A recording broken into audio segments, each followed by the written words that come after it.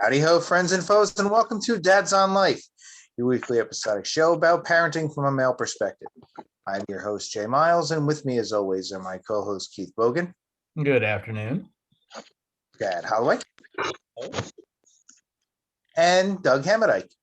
Present. Today, we're going to be talking about, actually, it has just come to my attention that as we speak in certain cities across the U.S., there are White Lives Matter rallies ongoing or about to be ongoing.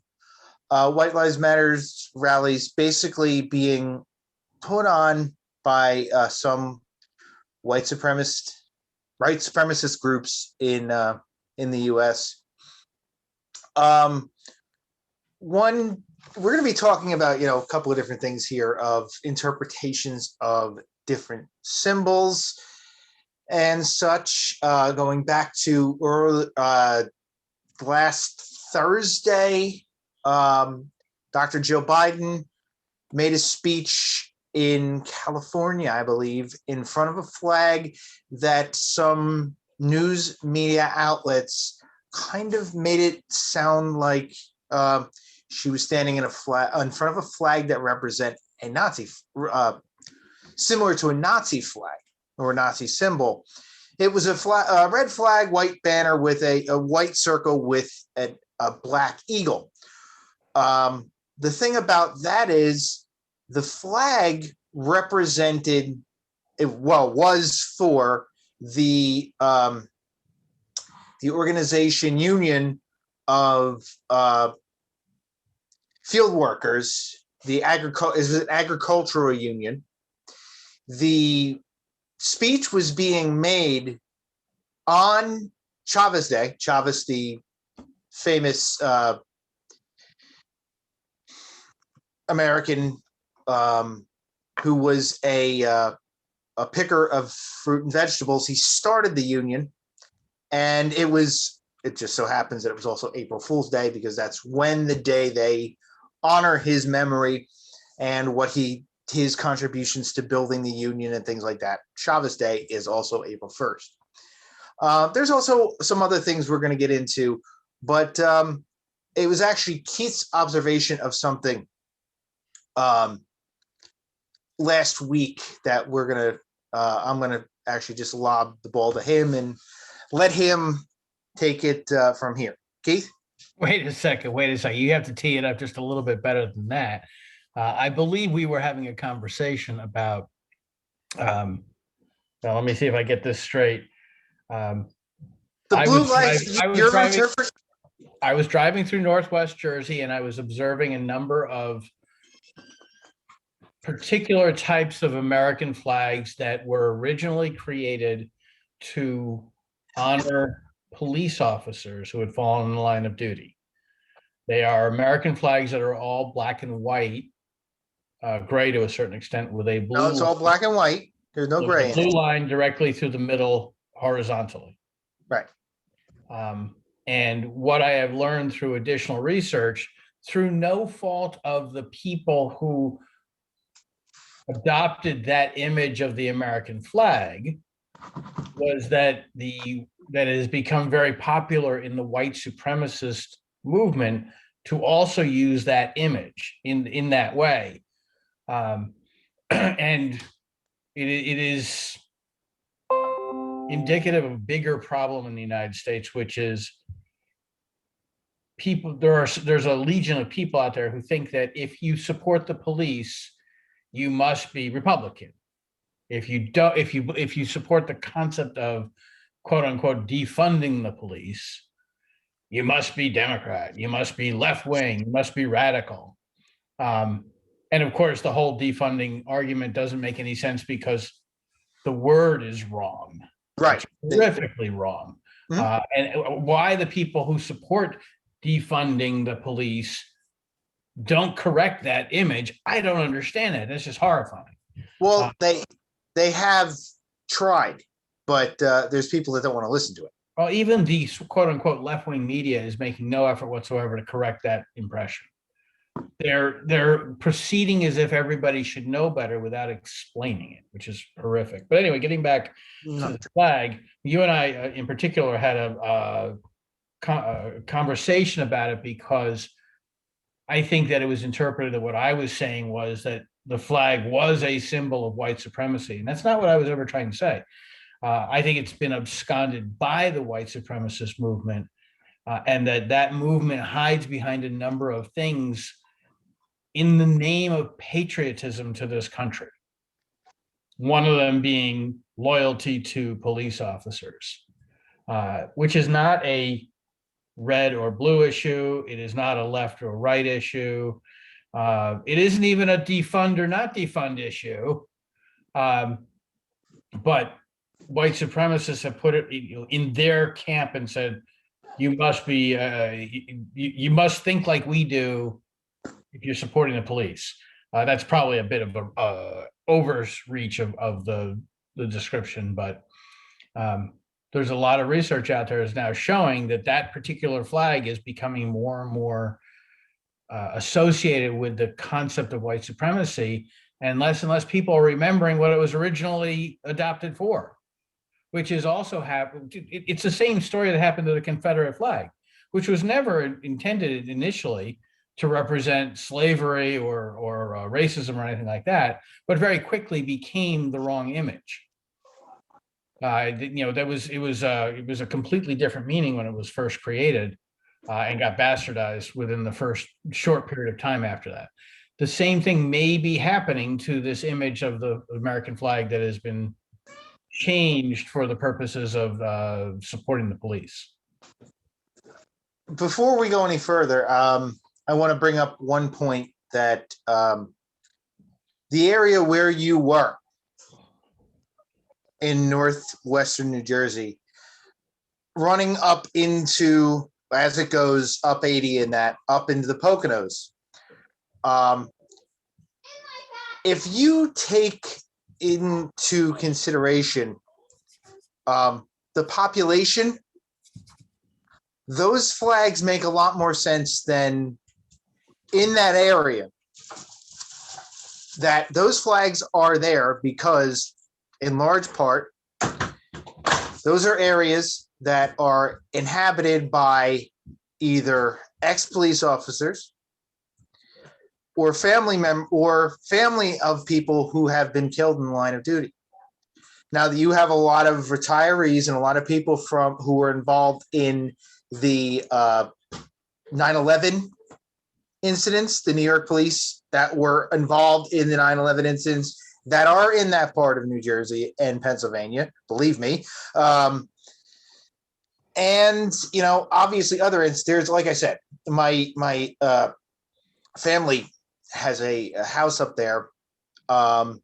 And there's a lot of those flags in their development and around the area. And they know a lot of those people. And a lot of those people are, in fact, ex-police or family of ex-police. That's for sure. You could probably do an interesting case study and find how many of the people that are near my parents have lost loved ones or lost their own lives to ailments that are now covered in the 9/11 fund, are covered under the symptoms and everything that, you would find large correlation in things like that there as well. But no, you do. I mean, there is definitely crossover. I'm not going to deny that. I'd be fooled to deny that. But you just, there's a lot of interpretations of these things and a lot of uses for these things. Now, going back to what you said about the Confederate flag,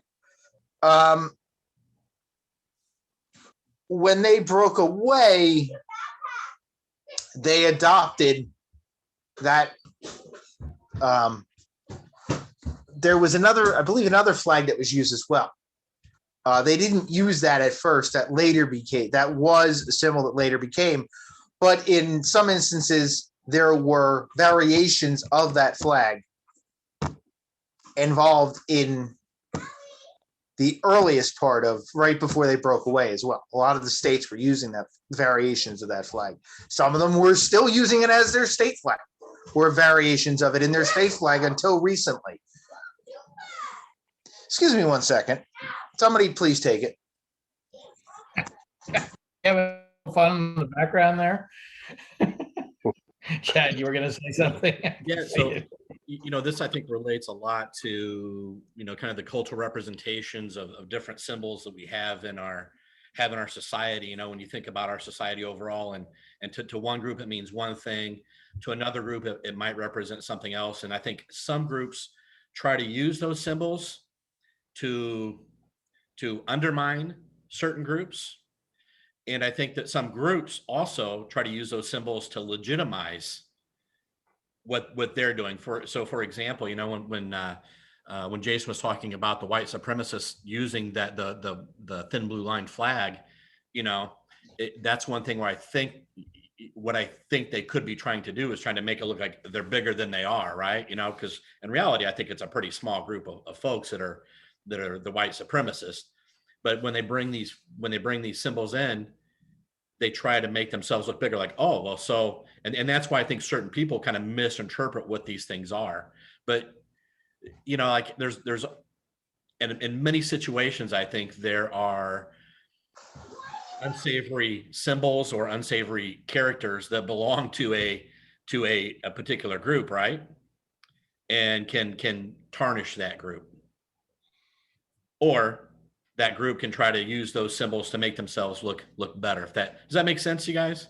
It makes total sense. And what we're getting toward here, and one of the biggest, I think, problems with the fabric of this country is that people with certain sets of beliefs believe they are patriotic Americans, and that if you don't agree with them, you must not be patriotic Americans.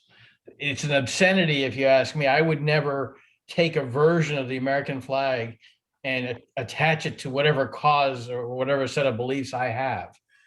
I think it's not a surprise here to state publicly that I'm not a supporter of our most recent president, and that I'm much more comfortable with the current president. But I never for once thought that the 45th president of this country was not trying to be patriotic. He just had a very, very different view on what it meant to do the right thing for this country. I can go into long discussions about how illegal and immoral and inappropriate and horrifying and yet et cetera that I think all those viewpoints are. But I don't think anybody who serves in president or Senate or Congress or any of those people are trying to be unpatriotic. They're all trying to do what they think is the right thing. We just have vastly different viewpoints. So for the white supremacist movement to adopt a piece of the American flag and say, we're the patriots, and the rest of you suck, and you're not. Well, it is where the argument falls apart right from the start before we even get to the pieces of the argument that are relevant. Well, the thing with that is the people not understanding the difference between patriotism and nationalism. There's a huge difference there, and there's a lot of people who believe they stand behind the idea of patriotism and absolutely go beyond that and have gone into complete nationalism. There's even now a form of divisive nationalism that has really reared its head, especially over the last 15, well, probably since 2000, really, or so. The last 20, 20 years or little over 20 years has there was that now it's very fleeting moment, like I've said before, in 2001, where this country came together in the amount of patriotism, which was fleeting. Unfortunately, it didn't last as long as some would have hoped. But then there's, now you have this sense of, like I said, this sense of divisive nationalism. So it's a fine line, and sometimes people don't know they're crossing it when it comes to patriotism and nationalism.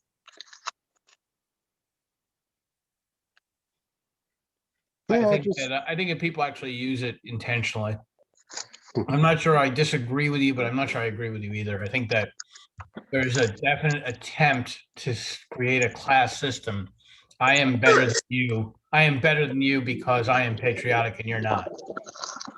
Well, that lends to something else that has reared its ugly head more than we had hoped it would, especially over this last year since we've been marred by the pandemic. And this definitely crosses over into that, and that is the me first mentality. I've said it probably 100 times. I probably mentioned it, that the me first mentality is rampant in this country, no matter what you're talking about or what your political, religious, any kind of beliefs you have are. That me first mentality, or beliefs on when children should go back to school. Believe me, I've encountered for a while everybody's different beliefs about what we should do with our children, except the fact that people don't realize that everybody's opinion matters, and it's not, everyone isn't your child. You shouldn't be the one who decides what we should or shouldn't do. It should be a collective decision. So, hello. We have another pornographic cat, apparently. Doug,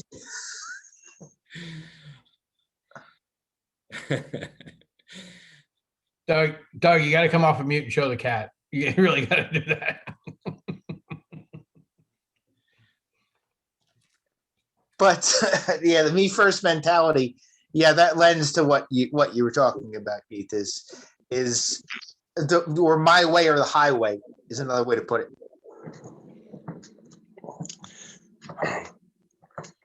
Yeah, I was just going to say that, yeah, the flag is patriotic and timely, and it's nice that it's being flown. And to Keith's point, I agree that I don't A, I don't take it lightly, and B, I don't appreciate when people like either wear the flag, sit on the flag, or change the flag for their own purposes and push their own ideals using the flag as to the ones that are used by the police. What do you mean wear the flag? Like an actually wear a flag? Is that what you're talking about? Or people who turn it into apparel? Yeah, okay. The actual flag, yes. Okay, yeah. That part I agree with. Yeah. So, do I have a lot of friends that are police officers? Yes. Do I support the police? Yes. Have I seen the flags that Keith is talking about? Yes. Have I just assumed that they're police officers that are flying them? In the most cases that I've come across, I agree with that. The wider spread issues, I don't know really what we could really ascertain or make of it. Is it growing? I don't know. In my area, one of the people that fly it also have a "Don't Tread on Me" flag also flying alongside it. Now, what can I say about that? I don't know. I mean, he lives 2 blocks away from me. I say hello to him. Besides that, I don't really know much more about him or his beliefs. But That that's an interesting one. That flag especially is a very interesting one. I'm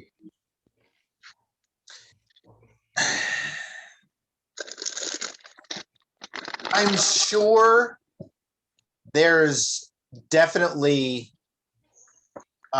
some cases where that flag is used by some white supremacists. Sure, absolutely. That, I mean, you considering where that flag came from and what state it represents, yeah, there is definitely some white supremacist people in that area. Here, I don't know. That's a good question. But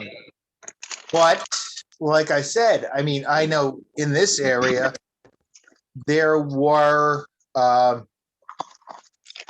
least 1 or 2 towns around us, around here in Old Bridge, that were hotbeds for a while for the Ku Klux Klan. It's pretty well documented, their history, especially around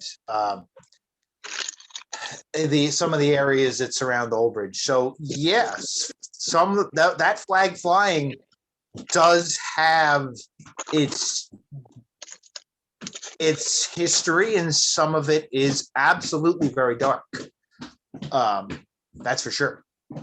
So, but what I also wanted to get to is like, so what do we get knowing that there, even if there isn't, or if there is racism, people using it for a racist thing? Are we saying that it's more worrisome that they're growing and not being afraid, or is it that there's more of them than we thought, or just that there's more in certain concentrated areas, or like that's what I'm, is it strike fear in other people when they see it? Like, I don't know, because like most of us, like saying when I see the police flag being flown, I just see it as a police flag being flown. I don't think otherwise to that. So, I don't know. Doug, I'm with you on that as well. Like whenever I see the American flag, I respect it. Whenever I see the thin blue line flag, I assume it's something in order to support the police and what they're doing. It's not necessarily, it's not a racist symbol. But I think that there are many people, even if we look at like the U.S. flag, to your point earlier about people wearing the flag or sitting on it, those kinds of things. I mean, there's some art for a while that that just totally disrespected it. Like they'd put it on the ground for people to walk on, or they had, I can't remember, there's something about, I can't remember if the guy urinated on it or if there's something going on with it. And then when you think about in the late 60s, people burning the flag, whether it's in the United States or in other countries, right? So in other countries, they could burn the flag and burn our leaders in effigy. And to them, we represent, colonialism or whatever, corporate greed. I mean, there's a bunch of things I think that can be a bunch of situations we could look at and come up with a variety of interpretations. But typically, those I think are a minority of people who believe like that. It's not the great majority of people.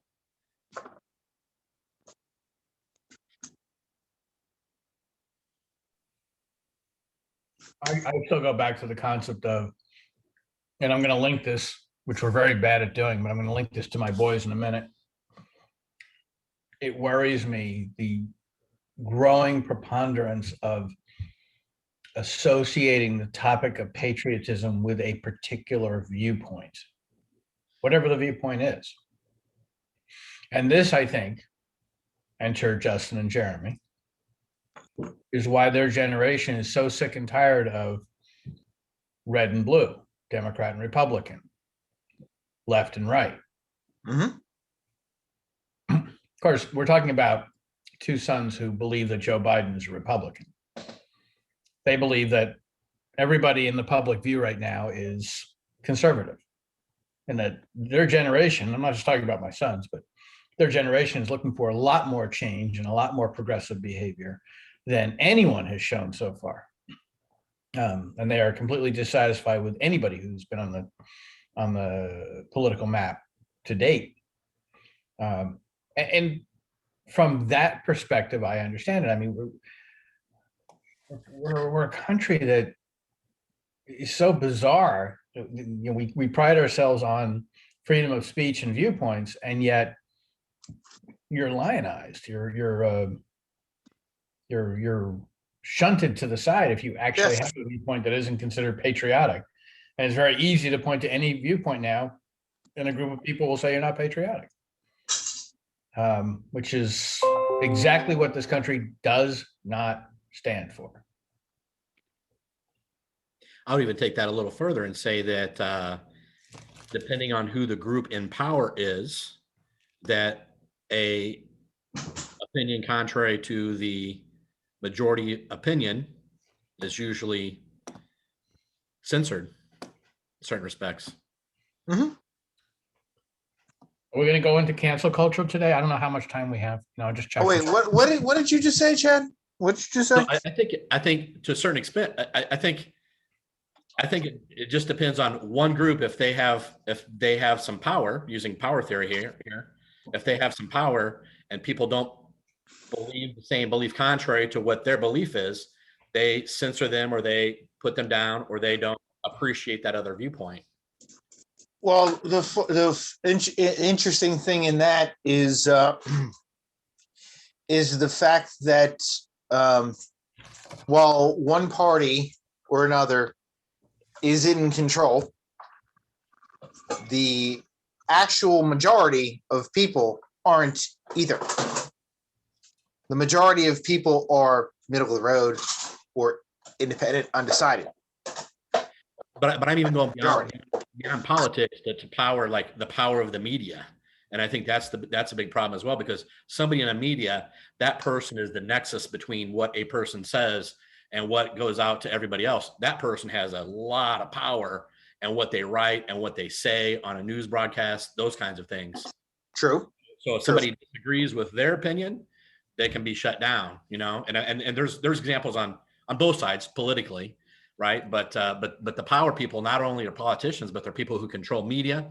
They're people, for example, with the social media that's out there at this point. I mean, I get that it's private and that they allow people to use their platforms for free, but it is their private platform. But they use that to censor people as well, I believe. Well, you know how the old saying, and it's 100% true. There's three sides to every story: left, right, and the truth. Right. But tying the flag and stuff back to what Jason was originally saying with the in the opening monologue about the White Lives Matter premise and the flag, and maybe the rising amount of police flags being flown and stuff. I think some of that is also probably like blowback from all the Black Lives Matter like things where people now feel like they have to defend the police.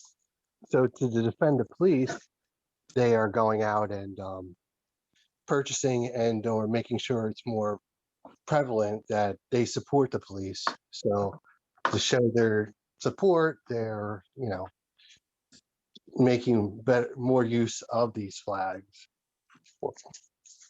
Right. But then there was some video that came out after the Capitol riots in January, as they finally settled in and were heading towards inauguration. After everything was finalized in the election, there were videos that surfaced of what were clearly white supremacist groups in out west, screaming at the police, saying, "We pay your salary. You're supposed to protect us." So that kind of support for the police by white supremacists also took its waned as well. At one point, it kind of was like there were examples of it seemed like the police. It was kind of both sides were kind of against the police. It's you honestly have support from both sides. The police do. There are people who were in the Black Lives Matter or in the white supremacists who their whole thing has been about change. The problem is it's what kind of change. Even among the most extreme left or right, it's change that the majority rail against. So it definitely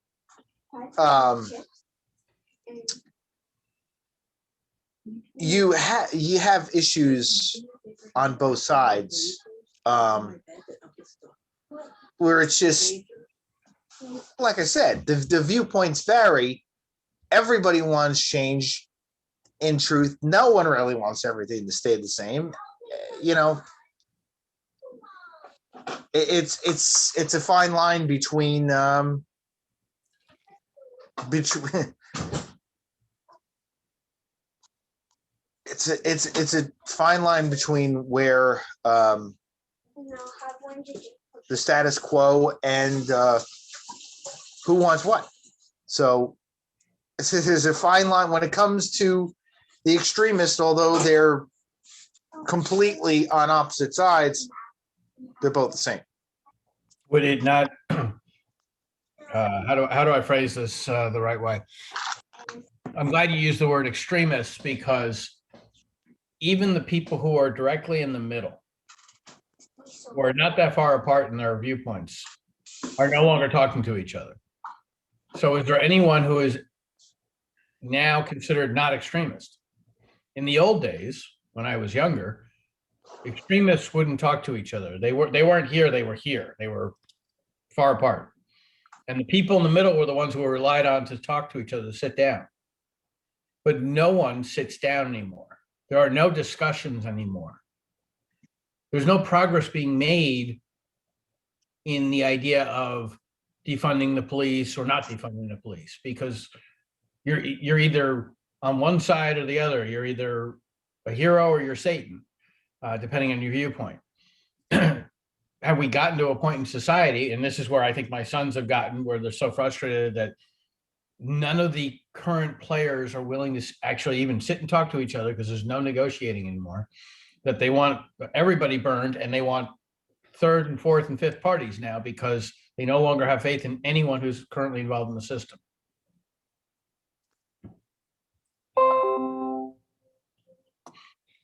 Okay. I mean, I wish there were more people who would sit down with each other. Unfortunately, that's not happening. I wish there were any people who would sit down with each other. What's that? I said, I wish there was any people who would sit down with each other. You and I would do it. People like the four of us would sit at a table, but none of us are in politics. The people who are in politics are so polarized, they no longer discuss issues. Well, it's no longer issue based. It's Republican or Democrat. Well, it has nothing to do with the issues anymore. Let's just face facts, though, that if the four of us were put in control and sat down and discussed anything, the entire fucking country would collapse if the four of us were in control of anything. So, or we'd all be in trouble. Sure. What's that? They said, or we'd all be partying. I'm not sure which. Probably a combination of both, but we definitely would destroy the country. I don't know. I think that there's people out there who think that even though there's disagreement and there's different viewpoints amongst the four of us, that we're much more level-headed about it than the politicians who only see their party. Black and white or red and blue. And I don't know if I agree with you that we would be in worse shape if us four jackasses were doing the. No, I was joking. I was joking about that. I think we could. I think we could do a better job than they do. I'm very confident of that. And to your point, Keith, I think we do have different perspectives, but also we would sit down at the table, we would hash them out. It might get heated, it might take us a little while, but we would come out with a good result at the end. We would do research, and I think the four of us, if anything else, would listen to the voice of the people. Yeah, well, and that is a huge problem, I think, right now, is that you have so many politicians who are career politicians, and they spend their time in Washington. They don't know what it's like to live in the real world. Yep. So we live here every day, right? But some of those people haven't had experiences in the real world. I mean, we thought about going to cancel culture 5 minutes ago. Now we're on term limits. What else we want to hit today? Well, yeah. I mean, you have if you look, the majority of politicians are, I would consider them white collar, they're lawyers, doctors, things like that. They're not, the majority definitely are not the common people like us. And once they're elected, they're isolated. Right. And I mean, I say the longer they're involved in politics, the further their finger gets off the actual pulse of the country. I agree. But I don't think they would agree. No, absolutely not. They think they're doing everything perfectly, which, I mean, there's a saying, it's progress, not perfection. This may not be a popular opinion, but to an extent, I think this country is bordering on stopping progress. I would argue that I don't think bordering is the right word. I was trying to be nice. I was trying to be a little bit positive. Yeah, I think they're a long way off from progress.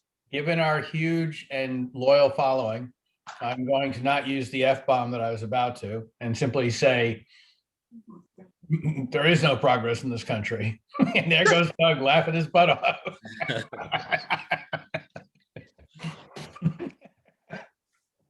No.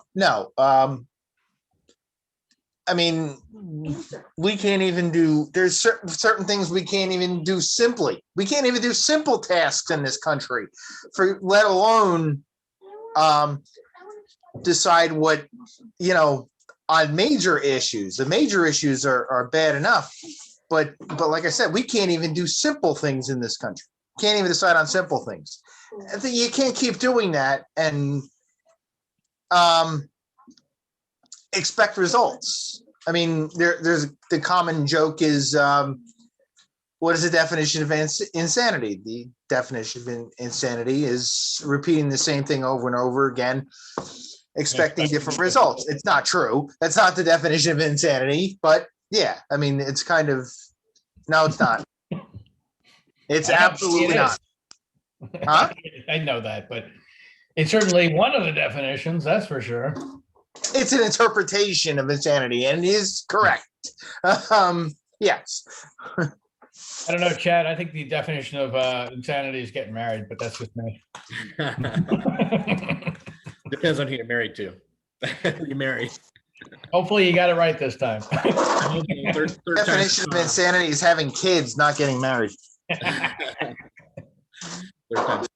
But to the point about where we're kind of at a standstill in our country, and it seems like we can't progress any further. When you look at the histories of a lot of the great empires and nations of the world, whether it's the Roman Empire, the Spanish, Great Britain, they all kind of rose to ascendancy, and they all kind of were very focused and very directed. But then once they get to a certain level, they lose focus. And the United States has been here for a while, and I think we're losing our focus because and my hypothesis on this is that things are so good for us that we don't have to focus on how we're going to make the country better. We're pretty happy, so we start fiddling around with these other things and having a lot of infighting and those kinds of things, and that takes away from kind of the bigger picture, if you will. So I think it's just kind of our turn to start give it over to somebody else, and you guys probably know who that other country is rising here at this point. Well, there's a couple of candidates, but I hear what you're saying. Yeah. Yep. I would put my money on China, I think, at this point, because they have a government where the people are marching in line. I mean, Keith, you've been there. The people do what the government says, and the government is not a democracy. The government comes up with the idea, and they say, "Here's our goal," and everybody pursues that goal. So that will be dangerous for us. Oh, absolutely. Maintaining our position in the world. Oh, the seat of power on the planet is absolutely moving. It's moved a couple of times past us. So it damn sure isn't here. That's for sure.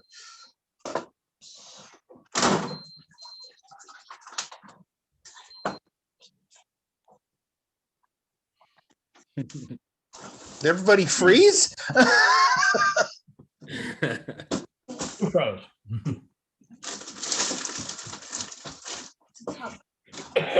Well,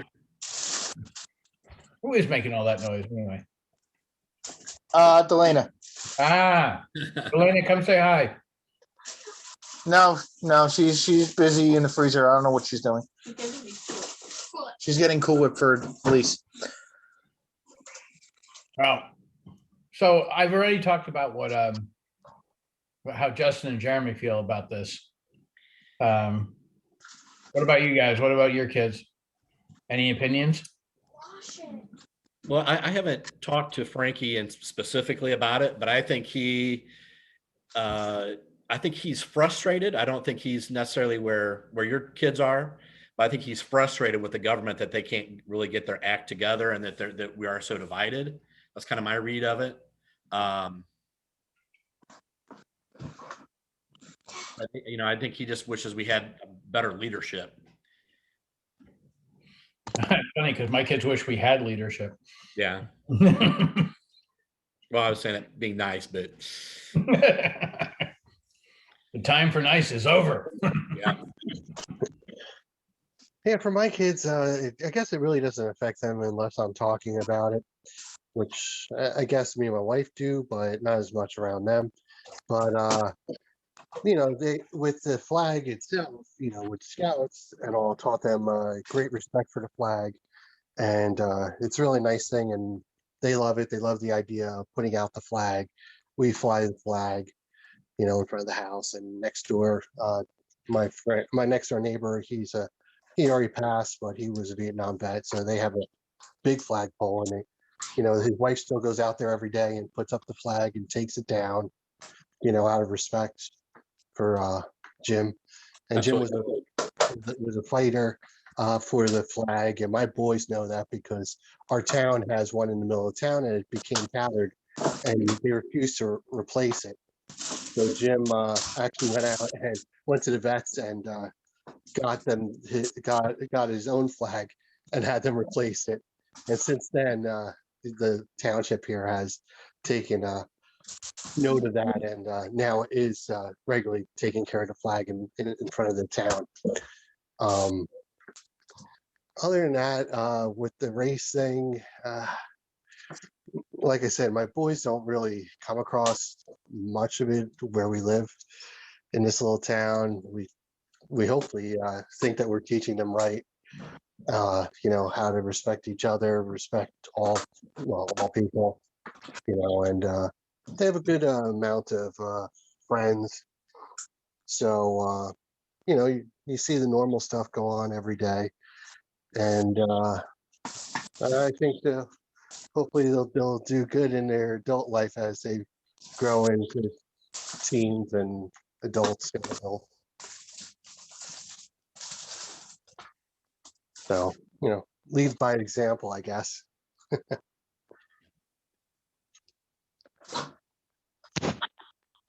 When we were growing up here in the 80s and early 90s, we had a uh, a period where there was a large influx of um,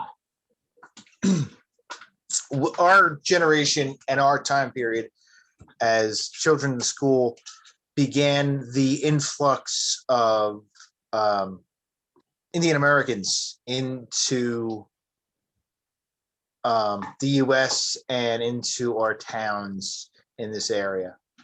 So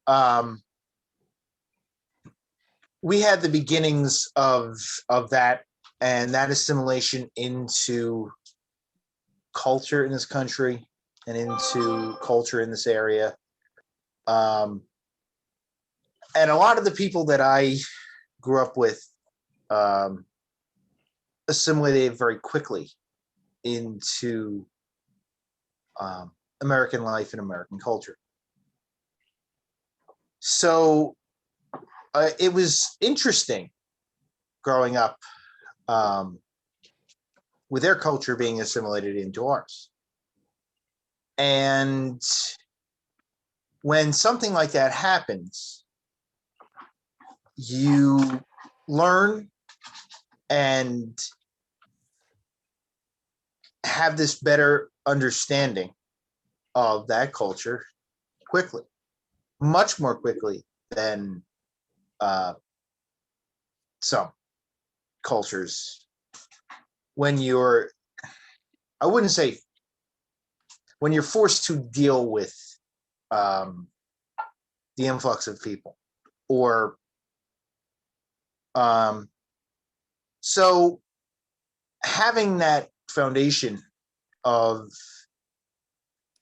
having gone through the assimilation of culture into our area, it's easier to teach our children how to deal with issues, I feel, when it comes to culture, racial issues, other beliefs of religion, other beliefs of whatever may come along, or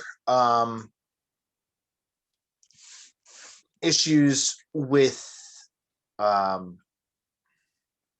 or learning about sexual preferences or gender preferences. It's to me, a lot of this, honestly, the way I think some of it is easier to deal with than others. But for me in particular, I'd like to hope that my kids will understand that by the time they're are old enough to raise kids of their own, that things like that, like race, like religion, like culture, like sexual preferences and things like that, are a curb 3 inches high. Literally, you just step right over it or deal with it so easily that you don't even blink, you just do. And the reaction is right. And that's all I can do, is just teach them the best I can and hope that they, respond to things like that.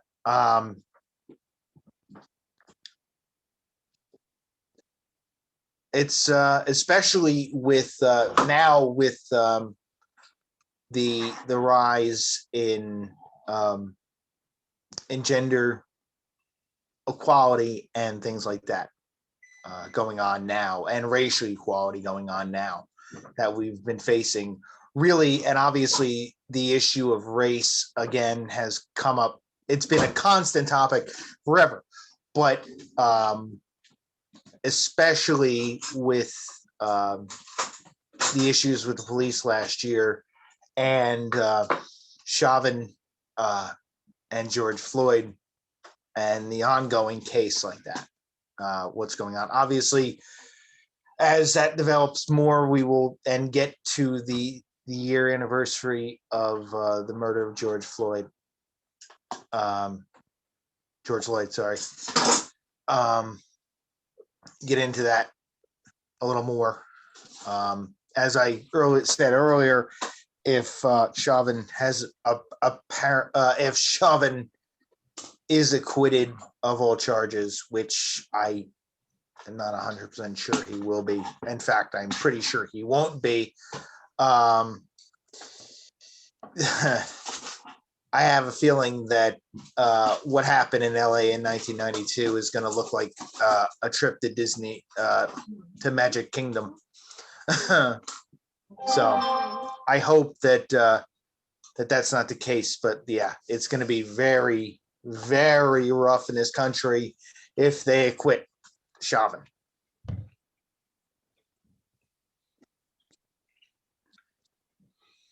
I would agree with you. I think it's World War III if that happens. It's going to be extraordinarily ugly, and that's not even going to be Minneapolis. That's not going to be Minnesota. That's not going to be nationwide. It's going to be globally. Yep.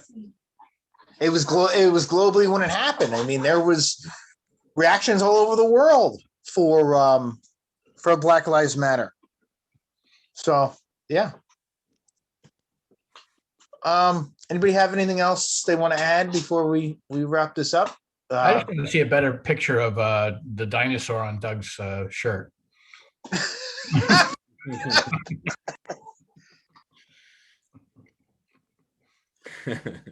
I've been looking at that dinosaur the entire hour, and I want. Yeah, see, that's a better. You got to talk. You got to come off of mute. You got to talk so I can see everybody it. Can see it. Yeah, come on.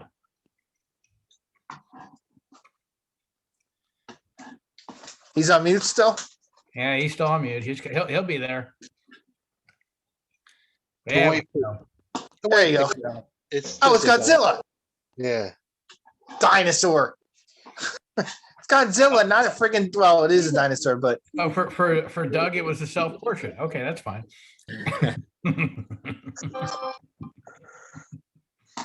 Okay, so we digress once again and make a left turn into a brick wall. Anybody else have anything to add before we wrap this up here? I'm all good, sir. If we don't have peace in our hearts, we can't ever find peace anywhere else. Yep. Well put. Chad? I don't really have anything else to say. Keith, you okay? So I'm all good. I think I pontificated enough today. You know me, I'm never shy of an opinion. Okay. That's a pretty good place to leave it for this week. As I said, we are in a very difficult time as it comes to issues of race and such. And today, like I said, literally as we were just about to start recording, I had seen a message that cities around the country were preparing for White Lives Matter rallies, which obviously have their connotations. There was an old actually a comment when everything went down last year in Minneapolis about Black Lives Matter. And someone who made a comment of essentially when you're a fireman, you respond to a fire, and you see this blazing inferno. Do you worry about treating the other houses first, or do you attack the blazing inferno first, then worry about the other houses? That was a pretty good, to me, it was a pretty good analogy to the whole situation. Unfortunately, I don't think we made a lot of progress at all in racial issues in the last year, in a lot of issues in the last year, and I don't see that progress coming for a while. I hate to be bleak. I hate to wrap this up bleakly, but that's just the way that right now we've entered into a very dark part of our history for many reasons in this country. And we are still marred in somewhat of a nightmarish situation. Hopefully, the only thing we can really wish for and hope for is that we start to claw our way out of this situation. We've been marred in it for a while. Hopefully, very soon, we start to dig our way out. So, from all of us here at Dad's on Life, take care, everybody. Ta-ta. Later.